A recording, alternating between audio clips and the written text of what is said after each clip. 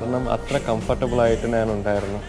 അവിടെ എൻ്റെ ജന്മനാട്ടിൽ കാലം എനിക്ക് കൂടുതൽ സുഹൃത്തുക്കളും ബന്ധുക്കളും എനിക്ക് ആലപ്പിയിൽ ഉള്ള ഒരു ഫീലിംഗാണ് എനിക്ക് എപ്പോഴും ഉള്ളത്. ട്രാൻസ്ഫർ ആയിരുന്ന സമയത്ത് കുറച്ച് സാഡ്നെസ് ഉണ്ടായിരുന്നു. പക്ഷേ it's an administrative decision because the higher ups know when and where to have an officer. So we accepted it and we came back. And really I miss the love from Alappi.